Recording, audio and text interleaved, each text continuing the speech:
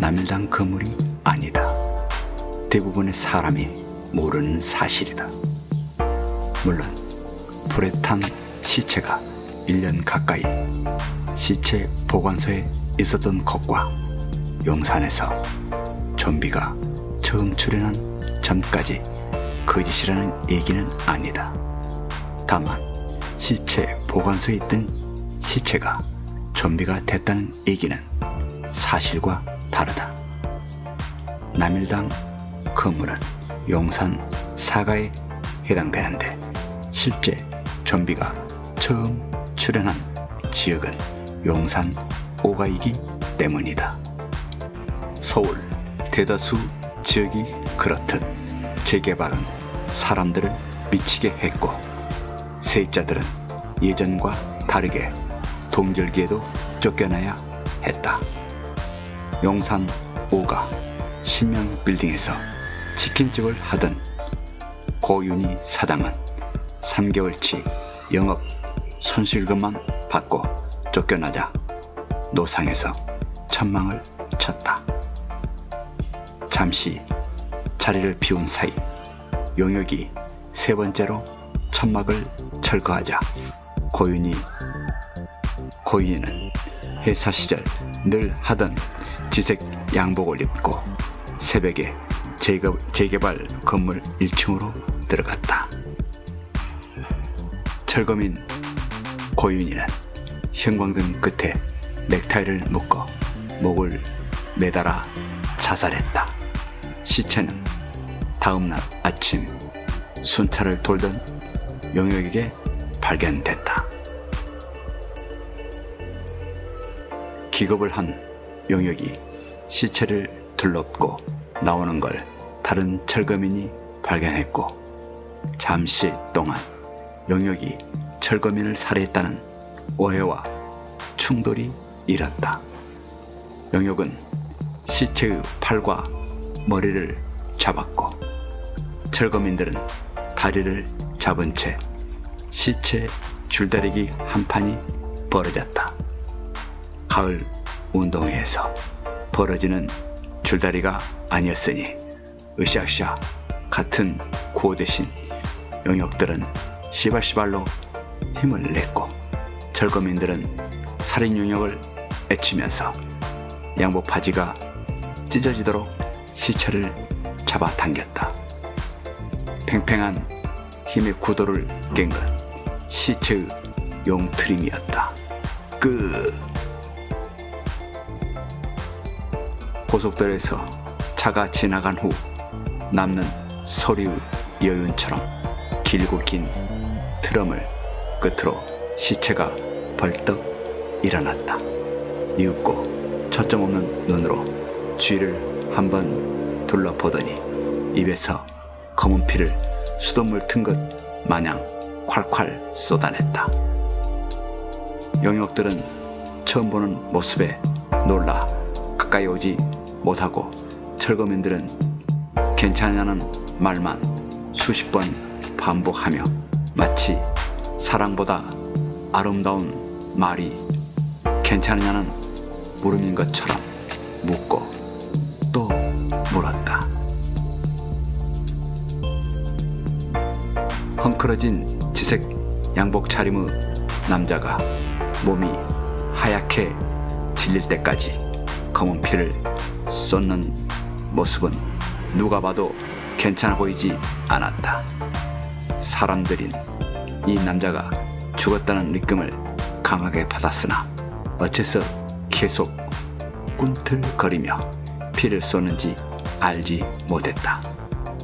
몇 분 전에는 철거민들에게 남자의 죽음이 끝이 보이지 않는 보상과의 싸움에서 승리를 가져다줄 카드처럼 보였으나 이제 그런 생각이 들지 않는다.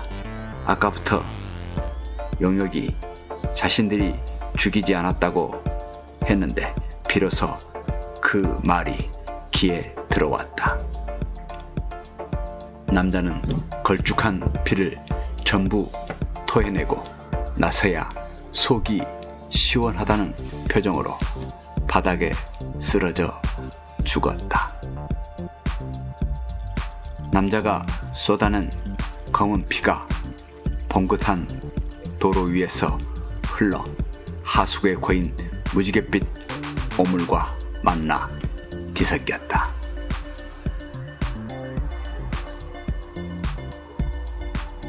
한참을 멍하게 있던 사람들은 뒤늦게 112와 119에 신고를 했고, 남자의 아들인 나는 구급차를 타고 재개발 지역을 떠났다.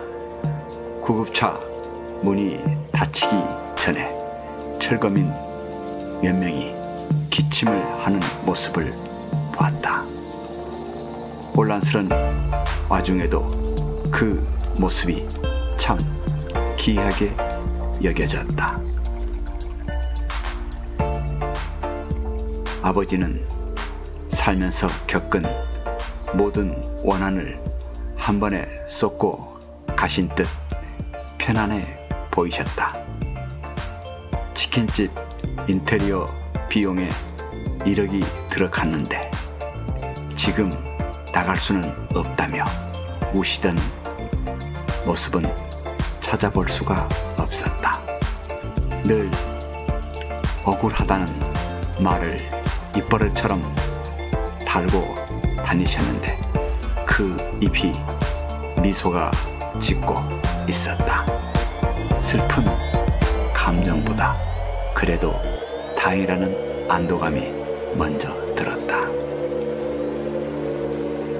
방지턱에 덜컹거리는 구급차 안에서 어처구니 없게도 졸음이 쏟아졌다. 스트레스를 많이 받으면 오히려 졸음이 오는구나 했지만 몸도 무척 피곤했다. 웬 땀을 그렇게 흘려? 구급대원이 물었다. 이마에 손을 대보니 땀이 흥건했다.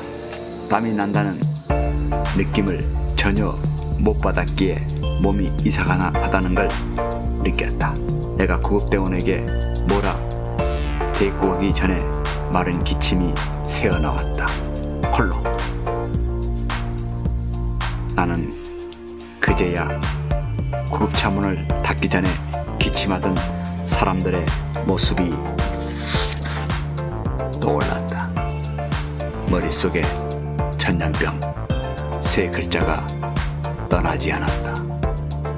나도 곧 아버지처럼 검은 피를 쏟아낼 듯 속이 메스꺼렸다. 구급차 문이 열렸을 때 난 뒤도 돌아보지 않고 도망쳤다. 구급대원이 날 불렀지만 대답하지 않았다. 그저 병원에서 죽기 싫어서 그랬다. 어머니처럼 죽는 게 두려웠다. 어머니는 위암 말기로 뼈만 남은 육신을 매일같이 저주했다. 몇 시간 후면 생이 끝나는 와중에도 어머니 얼굴엔 짜증이 가득했다. 아무리 진통제를 투여해도 어머니는 자신을 둘러싸고 울면서 자지러지는 친척들을 향한 혐오를 거두지 않으셨다. 육체적 고통보다 많은 사람들이 자신을 뚫어져라 쳐다보는 상황이 싫으셨고, 병원 벽에 스며든 양냄새와 꺼끌꺼끌한 환자복, 반복적인 천장 문의와 간호사가 자신을 곧 죽을 사람처럼 대하는 태도까지 모든 것이 어머니를 지치게 했다. 어머니는 자식에게 사랑한다거나 남편에게 수고했다거나 친척에게 따로 부탁의 말을 하지 않고 조용히 마지막 말을 짜증나. 세상 만사가 짜증났던 어머니와 억울했던 아버지는 희한하게 잘 어울리는 한 쌍이셨다. 그래서인지 아버지는 어머니의 마지막 말에 별다른 반응이 없었지만 물도 못 삼키시던 분이 너무나 또렷이 발음한 그 말이 나에겐 세상 무엇보다 충격적이었다. 절대로 병실에서 죽고 싶지 않았다. 어머니처럼 사람들에게 둘러싸여 위장된 슬픔 안에 그래서 언제 죽는 건지가 궁금한 친척들의 표정을 보고 싶지 않았다. 그런 모습이 어떻게 보이는지 궁금하겠지만 몸이 아프면 느낄 수 있는 법이다. 고통은 사람을 극단적으로 예민하게 하여 둔감한 오감을 깨운다. 한번 오감이 깨어나면 그때는 통제 불가능이다. 만물이 보내는 아주 작은 신호도 놓치지 않게 된다. 겉으로 울고 있는 사람 어깨의 떨림과 목소리, 눈빛만으로도 그 사람의 진실함을 알 수 있다. 간혹 고통에서 벗어나게 돼 그때 내가 봤던 표정을 아파서 괜한 오해를 한 거라고 착각하지만 그건 착각이 아니다. 고통이 예민한 오감을 깨워서 진실을 본 것인데 아쉽게도 고통이 사라지면 둔감한 육체는 오히려 자신의 실수라고 생각한다. 그러니 어머니는 그때 친척들이 뱉어내는 안타까운 말들과 눈물 사이로 진실을 본 것이다. 친척을 향한 혐오의 눈길을 나는 이해했다. 그리고 나도 별반 다르지 않을 것이다.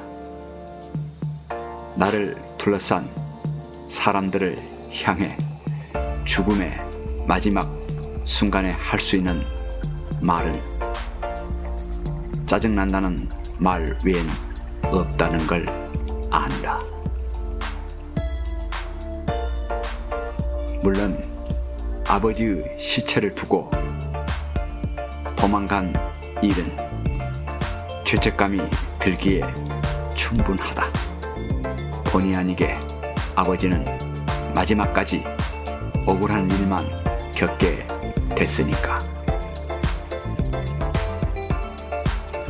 나는 지금은 어디인지 기억나지 않는 건물에 들어갔다.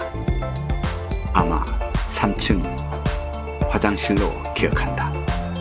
기억이 희미한 이유는 내가 인간에서 좀비로 변하고 있었기 때문이다. 그래서 어쩐지 겪기는 했지만 반신반의한 부분도 있고 확실히 말하기 어려운 부분도 있다. 술 취한 다음 날에 전날 상황이 어땠는지 확실히 기억하는 사람이 어디 있겠는가. 인간에게서 좀비로 변하는 일이 뭔가 대단한 것처럼 들리겠지만 술 취한 상황 말고는 달리 비유할 수 없을 만큼 정신이 흐려지는 일이다. 정신없이 화장실에 들어가서 사람이 없다는 걸 확인하고 나서 문을 잠그고 거울을 봤다. 내가 가만히 있는데도 세상이 옆으로 기울고 있었다. 물을 틀고 얼굴을 씻는데 얼굴에 감각이 없었다. 마취를 해서 누가 칼로 내 살을 헤집고는 있는데 얼핏 만지고 있다고 착각하는 것처럼 얼굴을 찔러도 아프지가 않았다. 뭐지? 혼잣말 했으나 귀에 들리지 않았다. 신경이 하나씩 끊어지는 경험에 온몸에 소름이 돋았으나 실제 거울 속에 나는 발기했다. 곧 이어 눈도 멀었다. 움직이지 않고 가만히 있으려 했는데 실제로는 바닥에 쓰러져서 버둥댔던 것 같다. 나중에 시력이 돌아오고 감각이 제자리를 찾자 정신을 차리고 일어나서 거울을 보았다. 얼굴이 하얗게 질려서 빗기가 없었다. 얼굴을 씻으려 오른손을 수도꼭지로 가져가는 순간에 손목을 보니 살이 움푹 패어 있었다. 놀라서 소매를 팔꿈치까지 잡아 당겼더니 팔목 전체가 썩어서 군데군데 뼈도 드러났다. 뼈 주위 피부가 괴사한 것 듯 검고 딱딱하게 변했고 시큼한 냄새도 났다. 옷을 벗자 더욱 처참했다. 팔목은 그나마 괜찮은 수준이었다. 가슴이 무너져 내려 장기가 보였다. 검게 변색된 심장 일부가 뛰지 않고 딱딱하게 굳어 있었다. 손끝으로 만져보니 돌보다 더 단단했다. 배에는 작은 구멍 수십 개가 뚫려 있어서 자세히 보면 꿀렁거리는 대장의 움직임을 확인할 수 있었다. 영화에서나 보던 좀비처럼 온몸이 썩고 왜곡됐다. 심장은 뛰지 않지만 의식은 그대로이다. 생각과 기억은 여전히 과거의 나의 동일했다. 차라리 인육을 탐하는 영화 속 좀비처럼 다른 존재가 됐다면 좋았을 일이다. 오히려 예전과는 다르게 온몸에 오감이 살아나 모든 것이 생생했다. 내 오감이 화장실 문 밖의 메마른 공기 냄새가 흩어지며 땀 냄새가 섞이고 무거운 발걸음 소리를 들었다. 나는 재빨리 옷을 추스리며 문을 열었다. 풍채 좋은 할아버지가 내가 갑자기 문을 여니 멈칫 놀라셨다. 나는 할아버지와 눈도 마주치지 않고 밖으로 나왔다. 혹시나 뛰지 못하고 비적대며 걷지 않을까 두려워 잠시 뛰어봤으나 예전과 다르지 않았다. 얼굴이 썩지 않아서 천만 다행이다. 속보입니다.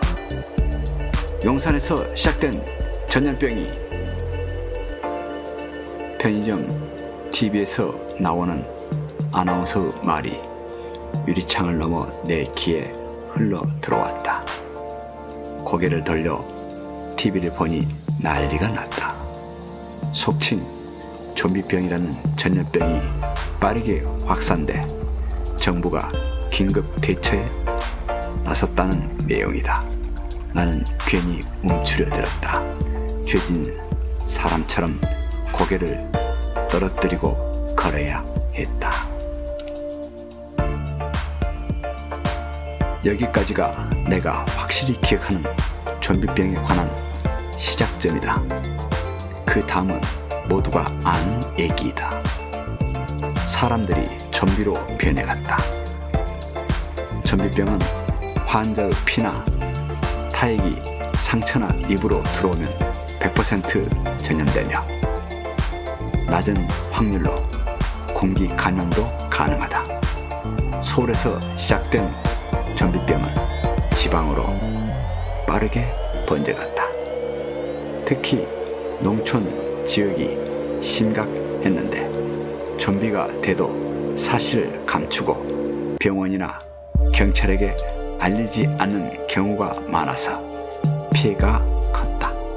설사 알린다 해도 수용시설이 없어 좀비병에 걸린 사람을 다시 가족에게 돌려보내는 일도 있었다.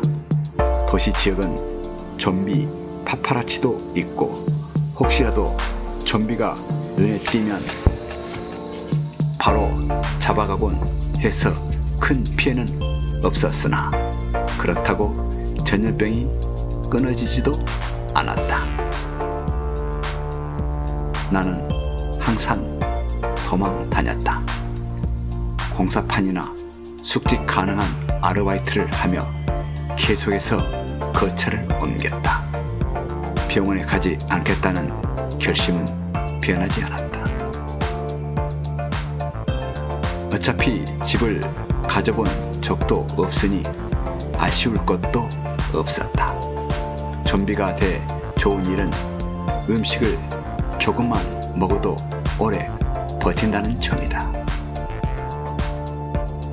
일주일에 한 끼만 먹어도 문제는 없다.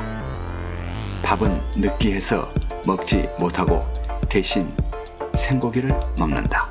생닭 한 마리나 돼지고기 반 근이면 일주일이 거뜬하다. 영화에서처럼 인육을 탐하기는커녕 소식과 절제된 식사를 했다. 떠도는 삶과 좀비의 삶에 적응했을 즈음 정육점에서 돼지고기 반근을 주문하여 주인 아저씨가 썰고 있을 때였다. TV에서 세종시에 좀비 수용소를 세운다는 뉴스가 났다. 옳거니 주인 아저씨가 흥겹게 고기를 썰며 말했다. 잘 됐네요. 좀비 새끼들 아주 그냥 싹 모아놓고 지들끼리 살라고 해야지. 이거 어디 위험해서 밖에 돌아다닐 수가 없고 말입니다. 그러게요. 내가 기어들어가는 목소리로 대꾸했다. 수용소 건설에 대해 세종시를 제외한 모든 지역이 쌍수를 들어 환영했다. 모든 매체에서 세종시가 적합한 후보지였다고 정부의 선택을 칭찬하기 바빴다. 이미 수용소를 세울 만한 부지도 확보돼 있고 교통편도 좋다.